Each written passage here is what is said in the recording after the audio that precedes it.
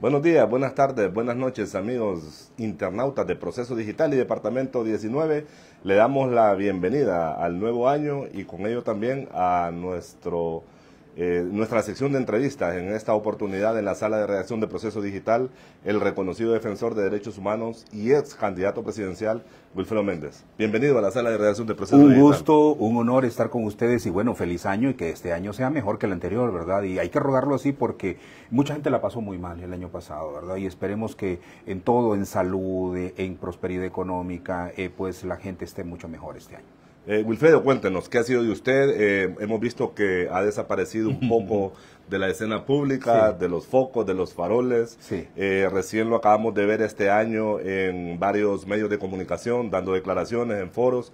Pero, ¿qué ha sido de Wilfredo Méndez? Cuéntenos ahí. Mire, decidí guardar un tiempo para poder reflexionar por todo lo que yo me había expuesto políticamente y para poder comprender esa dinámica en la que yo no estoy acostumbrado. Es decir, el impacto que tengo después de la participación política, de ver los procesos de manipulación, las triquiñuelas, cómo se puede manipular una campaña, cómo tratan de que uno caiga en el camino, ver toda esa forma absurda y que se ha validado en el accionar político me dejó impactado. Es decir, al final, esas escuelas políticas que le enseñan lo tradicional de que usted debe de ganar a toda costa y que debe de imponerse a toda costa en el poder, no es lo que yo comparto. Yo soy un demócrata auténtico, yo sí creo que cuando la dinámica democrática está presente hay que respetar los resultados electorales, hay que respetar las decisiones, cómo se tomen,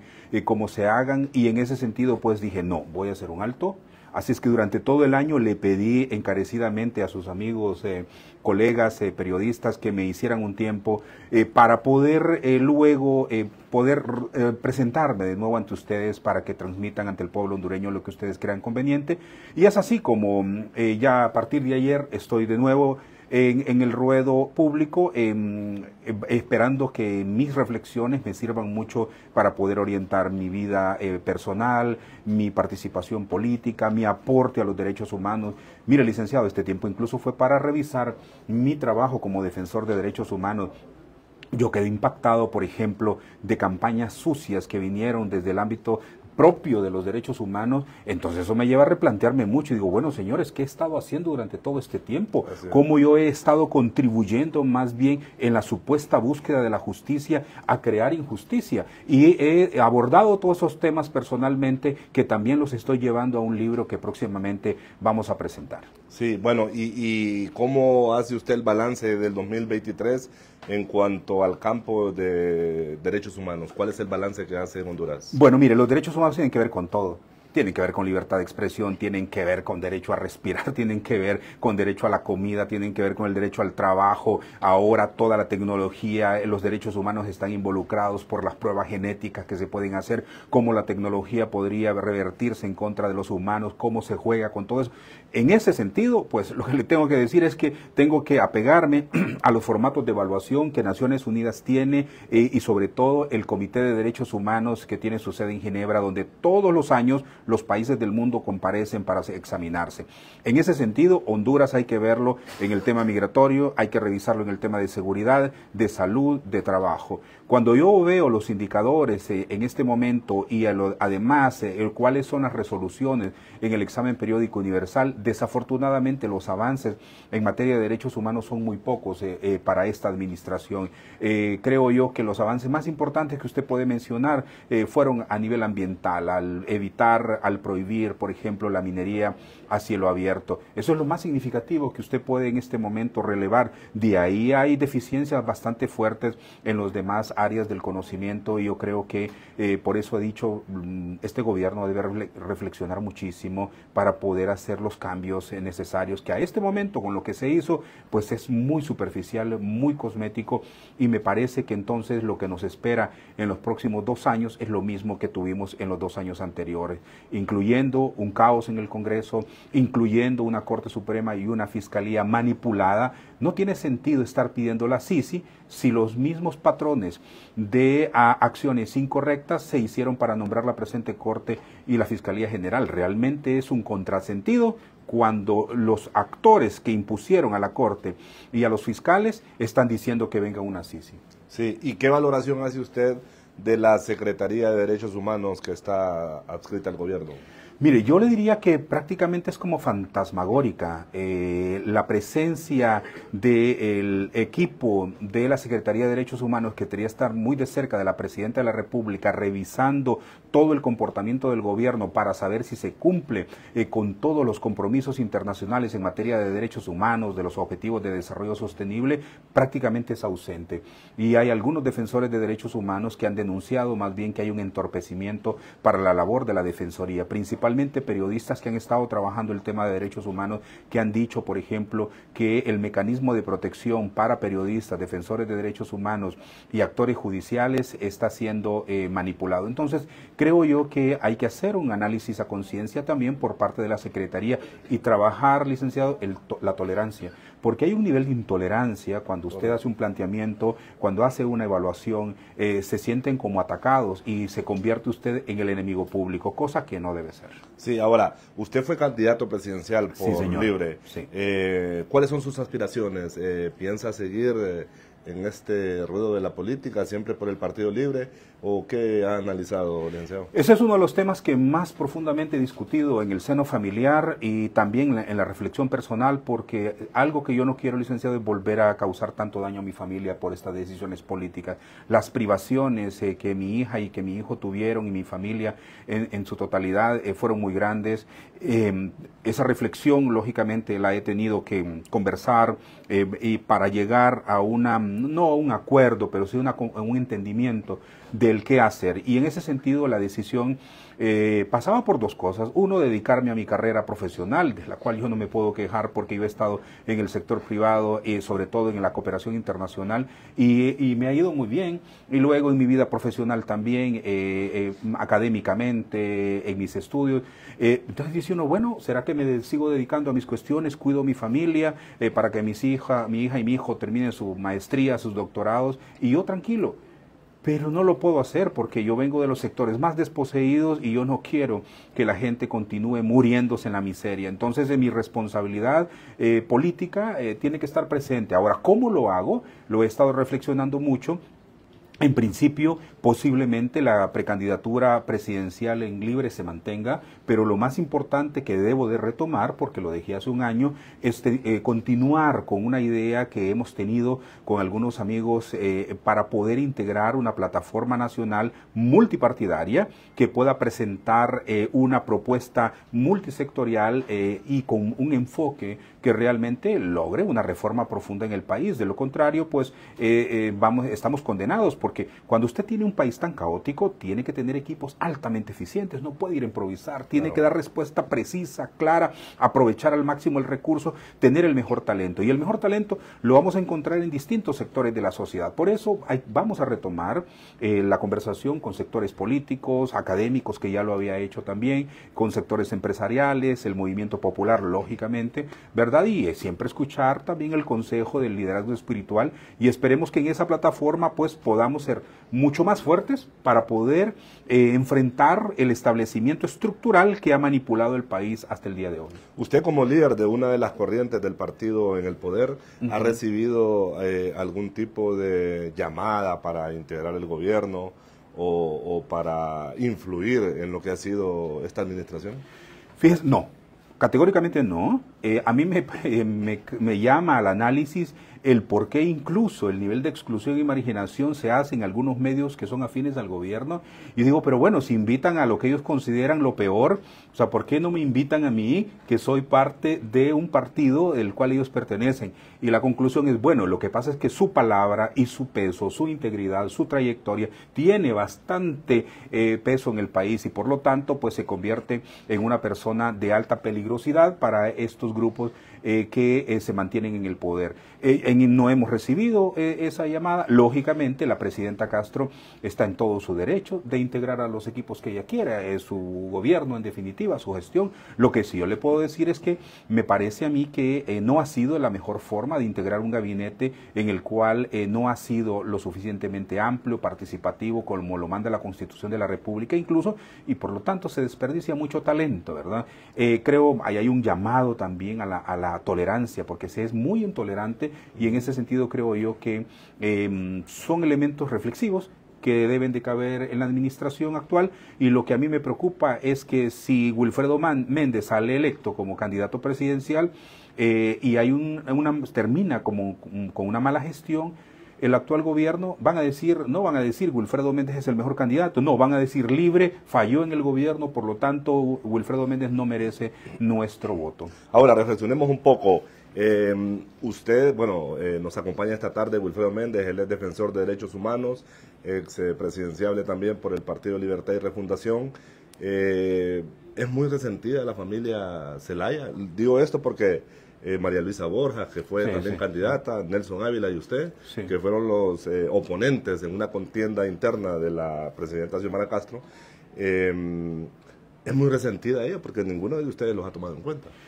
Fíjense que yo a la presidenta no la he tratado mucho, la he visto un par de ocasiones, nada más. Recuerdo en un evento sobre derechos humanos y otro momento,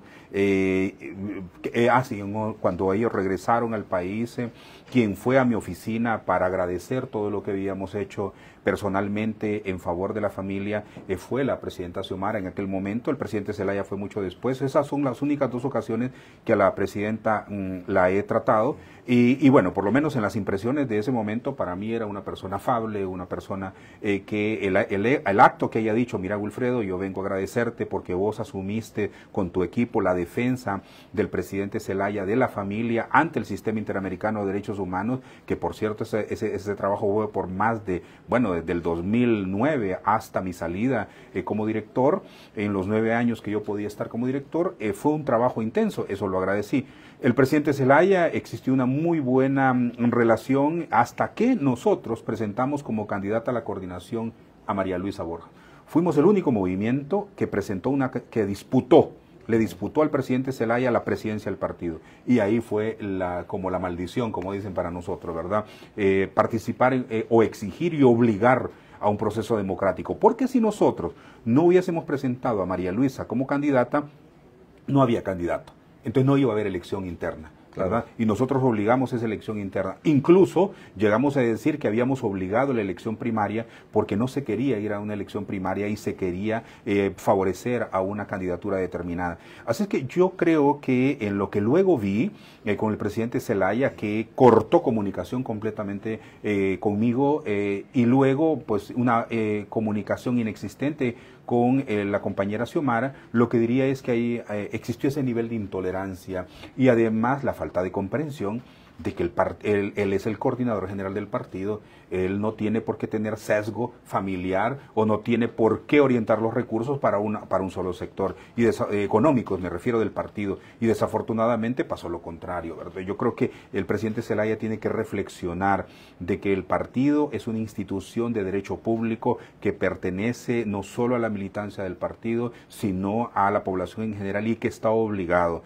a poder tener comunicación fluida con sus liderazgos y principalmente los precandidatos presidenciables. ¿Es Libre entonces un partido familiar? ¿Podemos decir que es familiar? Hasta este momento sí, porque usted mira el comportamiento que se dio en el periodo pasado y prácticamente era un control familiar.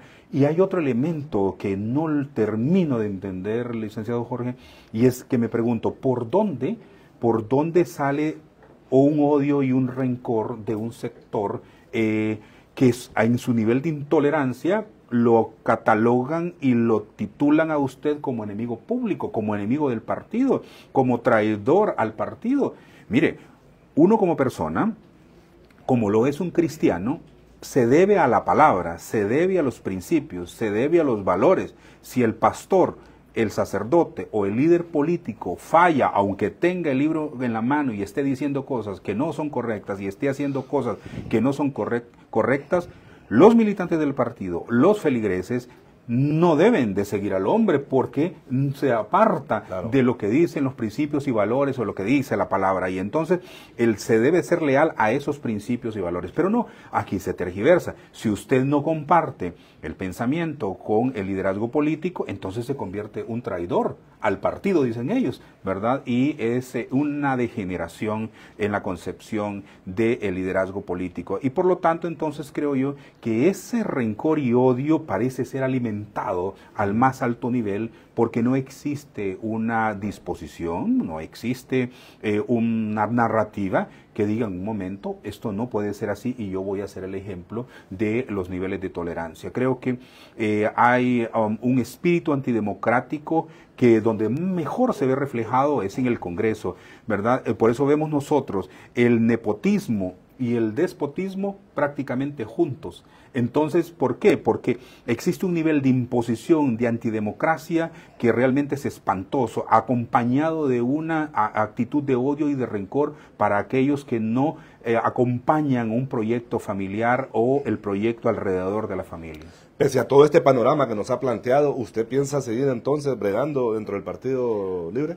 Es que lo que pasa es que este partido nació en las calles. Mire, si yo le contara con minucia, desde el momento del golpe de Estado, mi participación en las calles, lo que yo sufrí por ese golpe de Estado, lo que yo acompañé para poder restituir el orden constitucional y proteger a las víctimas de ese golpe de Estado, no solo mi trabajo en defensoría, sino la militancia en la calle, la lucha por la creación del partido, uno se pregunta, no, si que frente a estos ataques uno dice, no, mejor me voy. Pero, ¿y el partido que creamos? ¿Y el partido que pensamos que se iba a convertir en el brazo político del movimiento popular, que iba a rescatar al país del bipartidismo, de las prácticas antidemocráticas? ¿Dónde está ese partido? ¿Dónde está ese partido ampliamente democrática, donde todos y todas podemos opinar, podemos decir con libertades, sin perjuicio alguno, lo que creemos para mejorar el país? Ese es el partido por el que yo apuesto y ese es el partido por el que yo debo de continuar. Pero si me vence la familia, si me vence un grupo en este momento, entonces digo yo, bueno, tendría que estar en otro lado, ¿no? Pero quiero continuar, quiero persistir. Además, yo he sido un hombre de ese nivel de persistencia, con un espíritu inquebrantable. Claro que hay momentos en que uno siente que tiembla, que le tambalea el mundo, pero el espíritu debe ser tan inquebrantable para continuar adelante. Por eso el desafío lo asumimos en este momento. Ya la historia nos va a ir diciendo, los momentos políticos, qué decisiones hay que tomar. En principio, como le menciono, yo soy partícipe que, como lo han dicho muchos libros, que un hombre o una mujer extraordinaria se une de gente extraordinaria y no le tiene miedo al talento. Por el contrario, uno se alegra muchísimo de tener equipos altamente competitivos, incluso mejor que uno, y eso habla bien de usted. Pero cuando una persona ve más bien el talento y el conocimiento como una amenaza, realmente lo que va a tener ahí usted es una conducción del mismo talante. Y ustedes hablan, usted personalmente habla con María Luisa Borjas, con Nelson Ávila, que fueron candidatos a lo interno del Libre en la contienda pasada, hablan sobre proyectos que se vienen para el partido, sobre sus futuros políticos. Con María Luisa con fluidez, porque María Luisa es parte del equipo nacional de Honduras Libre, que es nuestro movimiento. Con Nelson Ávila lo vi hasta el día de ayer, no lo he visto durante todo el año pasado. Ayer ya quedamos de conversar la otra semana para poder unificar ideas y poder buscar planteamientos estratégicos conjuntos. Bueno, a María Luisa no le he visto estos días del año, solo han pasado 2 días, 3 días, pero vamos a juntarnos de nuevo para poder analizar nuevamente por dónde ir. Claro, María Luisa ha quedado muy golpeada, se le ha tratado muy mal, ¿verdad? Lógicamente eso, uno es humano y al final eso genera mucho daño también, aunque es una mujer muy valiente, es una mujer con una categoría personal extraordinaria, sin miedo, siempre buscando la verdad y la justicia, pero esperemos entonces que ella, no sé qué decisión va a tomar ella de si continuar participando políticamente, porque me refiero como candidata, porque ella en el equipo de campaña nuestro está. ¿Y qué siente usted al ver, por ejemplo, que Rixi Moncada prácticamente ha recibido la bendición de la familia presidencial para ser la candidata en las próximas elecciones. Bueno, está en todo su derecho la licenciada Rixi Moncada, qué bueno que es una precandidata, yo la felicito y ojalá que vayamos a un proceso transparente, a un proceso democrático interno, que ella promueva más bien puentes de comunicación que no han existido en el pasado. Sí me parece un poco contradictorio que la presidenta, diciéndole a los demás ministros o personas que le acompañan que deben de renunciar al cargo para incorporarse a la política, aparezca ella en campaña, ella misma, ahora apoyando una precandidata. Pero más me parece no ético el hecho de que el coordinador general del partido, que tiene la responsabilidad de apoyarnos a todos como precandidato, aparezca ya avalando una candidatura. Por eso nosotros hemos mencionado de que es importante que el presidente se le haya democratice el partido, abra el partido, las discusiones que sean entre los precandidatos, que haya una mesa en la que podamos conversar, donde los recursos económicos del partido se pongan a disposición en términos igualitarios. Yo creo que eso es lo que debería de estar a nivel de la coordinación, y a nivel de la presidencia, la presidenta debería de estar muy enfocada en su gestión de gobierno para que sea exitoso su final en la administración y que eso beneficie electoralmente a finales del otro año al nuevo candidato presidencial. Y tal como marcha la situación en el país, ¿cómo ve usted en cuanto a probabilidades que Libre repita otra vez en el poder? Si hoy fueran las elecciones, yo creo que no repetiría, si hoy fueran. Tiene 2 años la presidenta, pero usted sabe, licenciado, también que los primeros 2 años son como los 2 años de mayor tranquilidad para un presidente, porque en los equipos de gobierno están todos alrededor de una idea y no hay mayores sobresaltos, por lo menos al nivel del Ejecutivo. Entonces 2 años son muy valiosos. El tercer año ya empieza a desgranarse los equipos, porque hay algunos que van a correr a distintos niveles electivos y se retiran de la campaña. Pero el cuarto año es el peor de todos, porque ahí nadie, prácticamente en la conducta que hemos tenido hasta este momento en el país, todos andan en campaña, ¿verdad? Y descuidan las responsabilidades. Así es que yo veo muy difícil si la presidenta en los próximos 3 meses, yo decía 6, pero yo creo que en los próximos 3 meses, no hace los cambios sustanciales, vamos a tener 2 años iguales a los que ya han pasado y por lo tanto la población va a reprobar la gestión y no va a darle un segundo mandato al partido. ¿Y qué será de Wilfredo Méndez en el caso de que le cierren las puertas para participar en Libre? Yo siempre busco respuestas. Yo no me quedo estancado. Puede ser que quede un momento al pie del árbol reflexionando o golpeado ahí, recuperándome para poder respirar y seguir adelante, pero yo no soy de los que se detienen. Hay que ser como el tiburón, hay que mantenerse nadando porque si no se muere, se cae. Y yo en ese sentido no me detiene cualquier sobresalto que pudiera existir. Yo voy a seguir buscando respuestas en uno u otro lugar. Lo que no voy a dejar de hacer es de seguir persistiendo para que el pueblo hondureño tenga un mejor derrotero en su vida. ¿Le ha gustado este medio término del mandato de la presidenta Castro? Lo he visto con mucha preocupación. No le podría decir que me ha gustado, con mucha incertidumbre, con mucho sentimiento, lógicamente, porque hubiésemos querido mejores cosas. Yo aprecio el esfuerzo de algunos compañeros y compañeras que están siendo parte del gobierno. Espero que muchos de ellos se nutran muchísimo para que en otro gobierno, ya con ese conocimiento, ya con todo ese bagaje, puedan contribuir más. Pero sí le digo que ese sentimiento es como un sentimiento de ambiguo dentro de mí, porque el partido que nosotros habíamos soñado para que condujera el país nos lo imaginábamos más deliberante, mucho más firme, consecuente, abierto, y creo yo que hay mucho que corregir todavía. Sí, sus valoraciones finales, licenciado Wilfredo Méndez, y agradeciendo por atender siempre la convocatoria de Proceso Digital.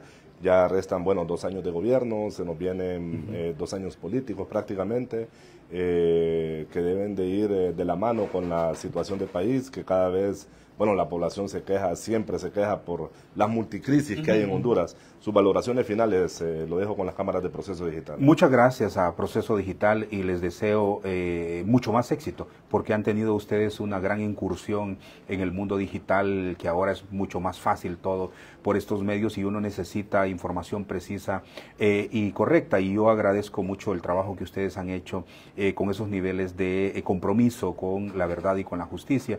Espero yo que el pueblo hondureño mantenga o pueda renovarse o buscar alguna forma para que la esperanza no se pierda, porque los que se van de Honduras son 103 personas al día y perdieron la esperanza y se van del país porque aquí no hay nada más que hacer, y nuestros hijos e hijas que van a estudiar al extranjero, sus maestrías, sus doctorados, no quieren regresar al país, y los hijos de los pequeños, medianos, grandes empresarios que son honrados, les preocupa o no quieren hacer sus inversiones en Honduras porque caerían en corrupción, porque caerían en un sistema de inestabilidad jurídica u otras.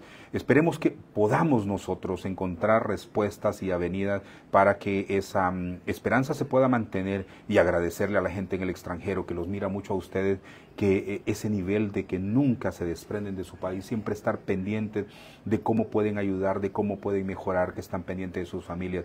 Agradecer muchísimo a toda la población hondureña que mantiene ese espíritu positivo, y a ustedes por dirigirme a ellos. Esta tarde nos acompañó en la sala de redacción de Proceso Digital el defensor de derechos humanos y también dirigente político por el Partido Libertad y Refundación, Wilfredo Méndez. A todos ustedes les invitamos que esta y otras entrevistas las puedan consultar en nuestras plataformas digitales. Buenas tardes.